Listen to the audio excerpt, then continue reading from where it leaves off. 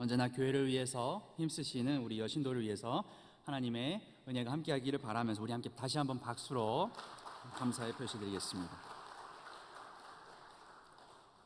할렐루야, 아멘. 오늘 말씀 나누는 가운데 하나님의 은혜가 함께하시기를 간절히 기도합니다.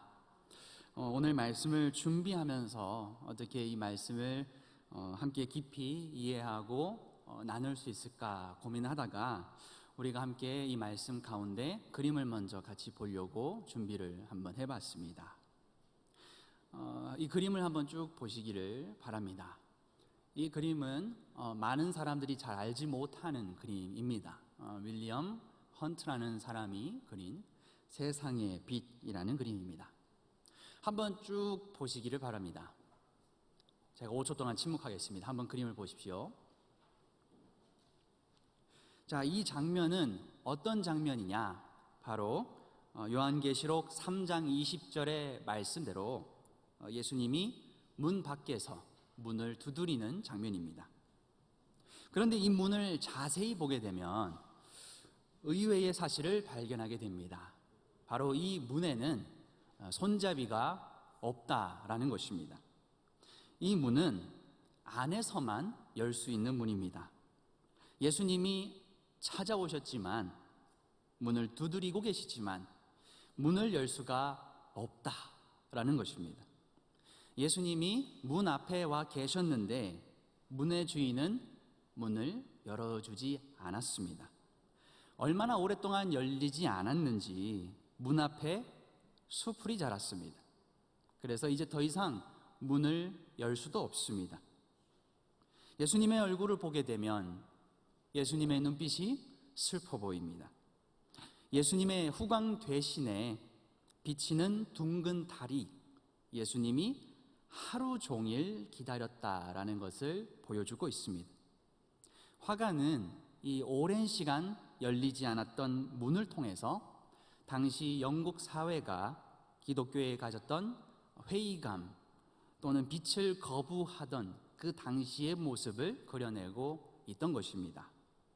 이제 우리도 비슷한 상황이 아닐까 생각이 됩니다.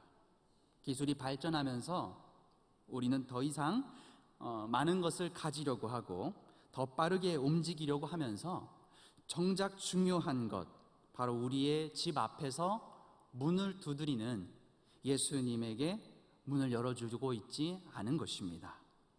예수님은 바로 우리 삶 속에 계시며 우리가 문을 열기만을 기다리고 계신데 우리는 더 이상 그 문을 열어주고 있지 않다라는 것입니다. 오늘 우리도 이 마음의 문을 열어서 예수님을 맞이할 준비가 되어 있는지, 아니면 저 그림처럼 수풀이 우거진 채 여전히 닫혀 있는지를 생각해 보아야 합니다. 이렇게 우리는 말씀을 통해서 믿음의 본질을 다시금 되새기고 우리의 삶을 더 풍성하게 만들 수 있습니다. 예수님 시대에도 유대는 로마 제국의 지배를 받았습니다. 로마 제국은 많은 유대인들에게 큰 정신적, 물질적 고통을 가져다 주었습니다. 사람들은 자신의 정체성과 신앙을 지키기 위해서 각자 다른 방식으로만 살아가야 했습니다. 이런 어려움 속에서도 예수님은 세상의 빛으로 사람들에게 희망을 제시하였습니다. 많은 이들이 예수님을 주목했고 그때부터 예수님은 수많은 질문과 시험을 받게 되십니다.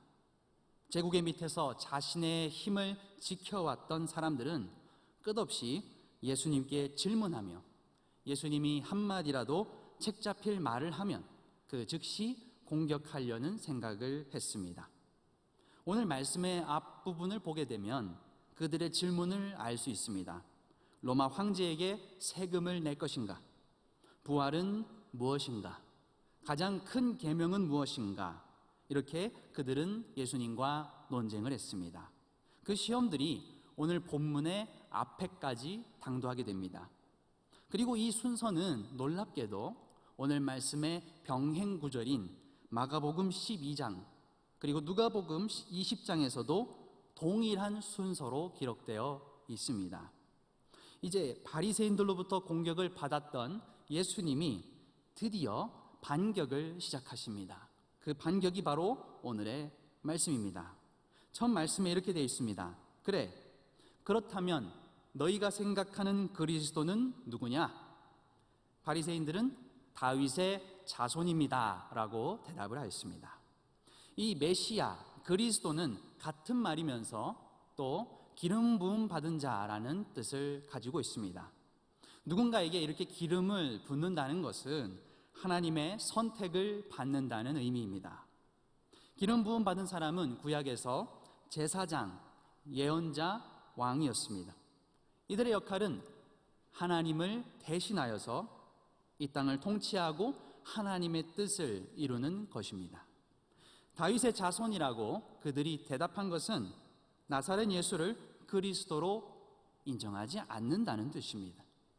다윗 왕족의 회복을 위해서라면 메시아는, 그리스도는 다윗의 자손이어야 한다는 겁니다. 나사렛 출신이었던 예수님은 그들 눈에 다윗의 혈통이라고 보기는 어려웠던 것입니다. 그래서 그들은 예수님을 노려보았습니다. 그리고 그들의 표현은 이런 뜻을 담고 있는 겁니다. 너는 그리스도가 아니야. 너는 그러면 안 돼. 라고 하는 것이죠. 예수님이 그들에게 다시 물으십니다. 그것이 43절과 44절의 말씀인데 우리 함께 다시 한번 읽어보도록 하겠습니다. 시작. 가라사대 그러면 다윗이 성령에 감동하여 어찌 그리스도를 주라 칭하여 말하되 주께서 내 주께 이르시되 내가 내 원수를 내 발 아래에 둘 때까지 내 우편에 앉았으라 하셨도다 하였느냐. 아멘.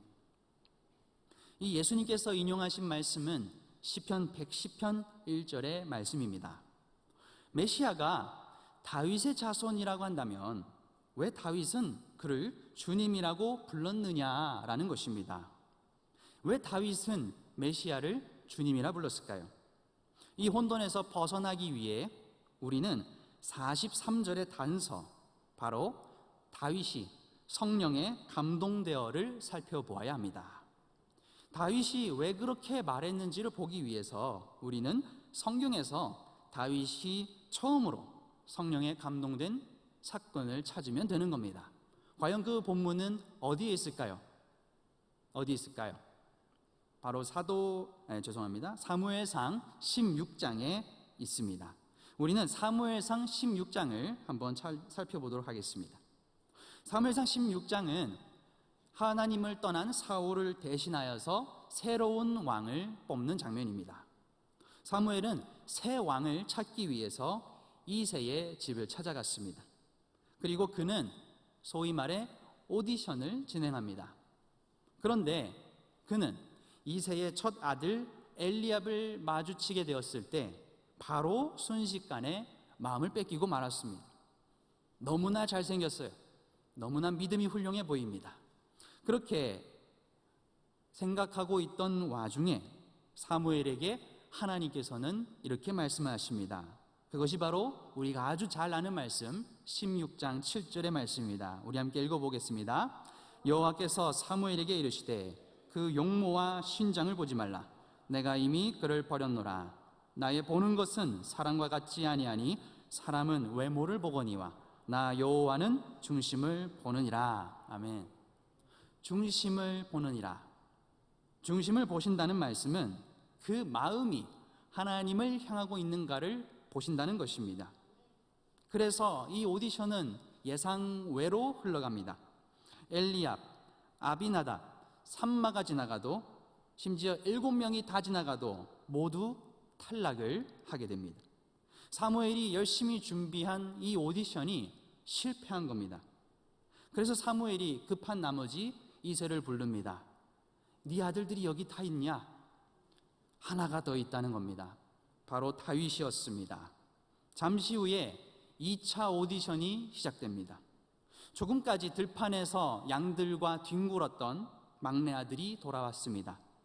분명히 그의 모습은 옷도 꾀재재했을 겁니다. 전혀 준비되지 않았습니다. 그는 더러웠습니다. 그런데 사무엘이 그 아이를 바라볼 때 하나님께서 말씀하십니다. 바로 이 아이이니 그에게 기름을 부어라. 아무도 예상하지 못하였고 심지어 그의 아버지 이새가 보았을 때도 자격이 없었던 다윗을 하나님께서는 부르신 겁니다. 저는 여러분과 16장 13절을 다시 한번 주목하고 싶습니다. 13절의 말씀을 우리가 한번 보겠습니다. 사무엘이 기름불을 취하여 그 형제 중에서 그에게 부었더니 이날 이후로 다윗이 여호와의 신에게 크게 감동되니라. 사무엘이 떠나서 라마로 가니라. 중요한 것은 두 가지입니다. 첫 번째는 기름 부음입니다. 왜 사무엘 선지자는 다윗을 형제들이 보는 가운데서 기름을 부었을까요? 그것은 분명히 교훈을 주려는 것입니다. 사람의 기준으로는 왕이 될 수가 없고 하나님의 마음에 합한 자를 왕으로 세우신다라는 것입니다. 두 번째는 여호와의 신이라고 번역된 하나님의 영 또는 성령입니다. 다윗은 이제 하나님의 영을 부음받은 사람이 되었습니다. 그리고 그는 그날 이후로 계속해서 영에게 크게 감동되었습니다. 그렇게 성령에 감동된 다윗은 이스라엘의 새 왕이 되어서 이스라엘을 끝까지 통치하였습니다. 시편 110편은 다윗의 시입니다. 다윗은 자신의 위에 영원하신 왕이 계신 것을 알았던 겁니다. 그는 명심했습니다. 나는 부족해도, 나는 연약해도, 나의 다스림은 불완전해도, 한계가 있어도 나를 왕으로 부르신 하나님이 계시다. 그리고 나를 부르신 하나님은 완전하시고 한계가 없다라는 것을 노래한 것입니다. 다윗은 자신이 왕이 아니라 진짜 왕이 따로 있다라는 것을 늘 의식하면서 살았습니다. 그래서 하나님께 기도하면서 앞으로 하나님의 통치를 위해서 나타날 왕은 주님과 같은 분이어야 한다는 겁니다. 예수님은 하나님께서 내 주에게, 곧 그리스도에게, 메시아에게 말씀하셨다는 겁니다. 내가 내 원수로 내 발등상 되게 하기까지 너는 내 우편에 앉으라. 전쟁에서 승리한 왕이 패배한 왕의 목을 밟았던 그 당시의 관습대로 그리스도께서 죽음의 권세를 밟고 굴복시키는 것을 다윗은 노래하는 겁니다. 그리스도가 하나님의 우편에 앉아서 그때를 기다립니다. 거기에서 산자와 죽은 자를 심판하러 오십니다. 하나님의 나라를 세우시는 그리스도는 온 세상을 다스리시고 심판하시기 때문에 다윗에게도 그는 주님이라는 겁니다. 우리는 이제 삼위일체 하나님에 대해서 알고 있습니다. 하지만 유대인들은 왜 다윗이 자신의 후손을 주님이라 불렀는지 알 수 없었습니다.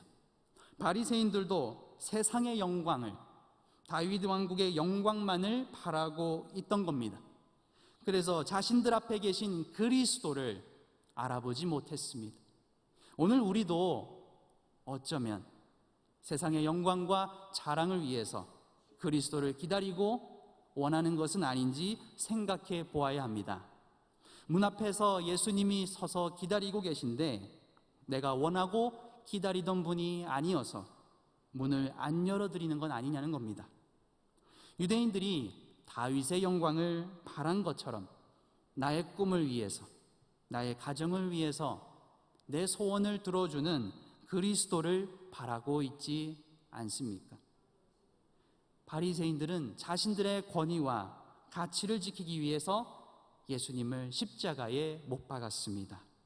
그러나 하나님께서는 예수님이 진정한 그리스도, 메시아라는 사실을 부활로 증명하셨습니다. 그래서 베드로는 사도행전 2장에서 유대인들에게 설교할 때 예수님이 말씀하신 시편 110편을 똑같이 인용을 하고 있습니다. 우리 함께 사도행전 2장 33절에서 36절의 말씀을 함께 읽어보도록 하겠습니다. 시작. 하나님이 오른손으로 예수를 높이심에 그가 약속하신 성령을 아버지께 받아서 너희 보고 듣는 이것을 부어주셨느니라. 다윗은 하늘에 올라가지 못하였으나 친히 말하여 가로되 주께서 내 주에게 말씀하시기를 내가 내 원수로 내 발등상 되게 하기까지 너는 내 우편에 앉았으라 하셨도다 하였으니 그런즉 이스라엘 온 집이 정령 알지니 너희가 십자가에 못 박은 이 예수를 하나님이 주와 그리스도가 되게 하셨느니라 하니라. 아멘. 하나님께서 다윗에게 성령을 부으시고 그 감동으로 노래하게 하신 것처럼 이제 죽음의 권세를 이기신 예수님께서 제자들에게 성령을 주셨습니다. 이제 우리는 거듭나서 성령에 감동된 삶을 살아야 합니다. 사랑하는 성도 여러분, 성령에 감동된 삶은 무엇일까요? 첫 번째로 하나님의 말씀을 듣고 다시 하나님을 내 삶의 주인으로 모시기 시작할 때 우리는 매 순간 거듭나는 삶, 성령에 감동된 삶을 살아가게 됩니다. 오늘 우리는 세상에서 도전을 받고 있습니다. 세상은 자신의 목표를 위해, 나의 탐욕을 위해 일할 것을 강요합니다. 나에게 주어진 일이 무엇을 위해서인지 고민하지 않는다면 우리는 일의 노예가 되어서 말씀을 멀리하게 될 것입니다. 처음에는 하나님의 영광을 위해서라고, 이 일도 나의 사업도 하나님의 영광을 위해서라고 생각했지만 시간이 지날수록 내가 중심이 되고 나의 영광을 위해서로 변화하고 있지 않습니까? 말씀을 묵상하고 우리를 다스리시는 하나님을 항상 명심하며 살아가는 저와 여러분이 되시기를 바랍니다. 두 번째로 하나님의 뜻을 쫓아서 성령을 구해야 합니다. 예수님께서는 본문 말씀 이후에 23장 12절에서 이렇게까지 말씀하셨습니다. 13절의 말씀입니다. 화 있을진저 외식하는 서기관들과 바리새인들이여, 너희는 천국 문을 사람들 앞에서 닫고 너희도 들어가지 않고 들어가려 하는 자도 들어가지 못하게 하는도다. 예수님은 바리새인들을 향해서 자신의 천국 문을 닫을 뿐만 아니라 다른 사람들도 들어가지 못하게 한다라고 말씀하셨습니다. 자신만을 위해서 살아가던 바리새인들은 그리스도를 십자가에 못 박을 뿐만 아니라 다른 사람마저 하나님 나라에 들어가는 것을 방해한다는 것입니다. 오늘 우리가 세상의 계산에 익숙해지면서 말씀을 멀리하고 다시 예전에 죄된 모습으로 살아가게 될 때 우리도 또 다른 서기관과 바리새인이 되어서 나의 문만 닫는 것이 아니라 저 천국 문을 닫아서 다른 사람을 시험에 들게 하는 것일지도 모릅니다. 그래서 예수님은 가이사에게 세금을 바치는 것, 부활에 대하여, 가장 큰 계명에 대하여 그 논쟁 뒤에 이 말씀을 하신 겁니다. 이제 우리는 하나님의 말씀을 나의 계산의 기준으로 삼아서 각자 주어진 위치에서 성령을 구해야 합니다. 먼저 하나님의 나라와 의를 구하라는 말씀대로 살아가면서 문 밖에서 기다리는 예수님을 맞이하는 저와 여러분이 되시기를 간절히 바랍니다. 하나님께서는 보잘것없던 다윗을 왕으로 세우신 것처럼 우리의 삶도 하나님의 놀라운 계획 가운데 초대하여 주실 것입니다. 마지막으로 신앙의 선배들을 본받아서 성령에 감동된 삶을 살아야 합니다. 요한복음 21장을 보게 되면 베드로는 예수님께 3번의 질문을 받습니다. 요한의 아들 시몬아, 내가 나를 사랑하느냐? 베드로는 그 질문에 3번 대답합니다. 그렇습니다, 주님. 내가 주님 사랑하는 줄을 주님께서 아십니다. 그러자 예수님은 3번이나 내 양을 먹이라 말씀하셨습니다. 예수님은 베드로의 지난 날은 묻지 않으십니다. 잘못을 책망하지도 않으셨습니다. 그를 3번이나 부인했던 베드로의 부끄러운 마음을 치유하시고 전도의 사명을 맡기셨습니다.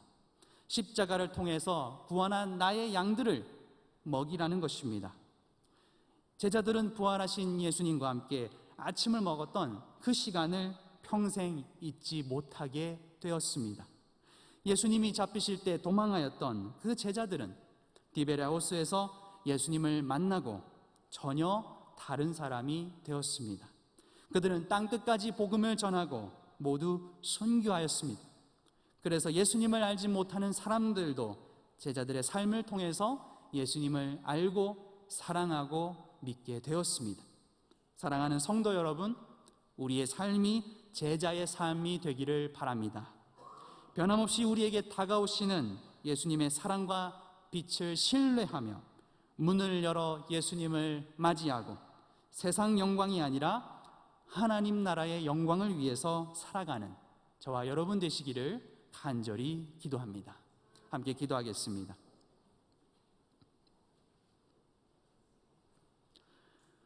거룩하시고 온전하신 하나님 아버지, 오늘 우리가 이 말씀을 통하여 우리에게 주시는 그 질문을 생각해 봅니다.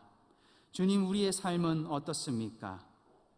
주님에게 불평하고 계산하고 주님에게 언제나 나는 어떻게 살아야 합니까? 라고 질문하고 있지 않습니까? 그러나 주님께서는 우리에게 말씀하시기를 내 양을 먹이라 하시고 너는 나를 따라서 제자가 되라고 말씀하고 계십니다. 우리가 이 사실을 믿고 살아갈 때에 이제는 우리가 땅끝까지 복음을 전하고 말씀을 묵상하며 우리의 마음 가운데 찾아오시는 성령의 감동으로 우리가 이 시간 새로운 삶을 살기를 소원합니다. 니고데모에게 말씀하신 것처럼 이제는 우리가 거듭나서 이제는 하나님의 사람으로 함께 살아갈 수 있도록 우리를 인도하여 주시옵소서. 우리에게 전도의 사명을 맡기신 주님, 우리가 이제부터는 하나님 나라와 의를 구하게 하시고 나의 생각과 판단을 내려놓고 오직 주님의 영광을 부르짖을 수 있도록 우리에게 은혜를 더하여 주시옵소서.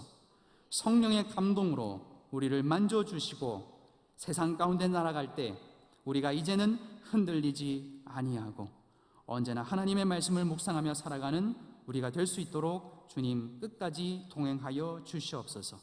모든 것에 감사드리며 예수 그리스도의 이름으로 간절히 기도합니다. 아멘.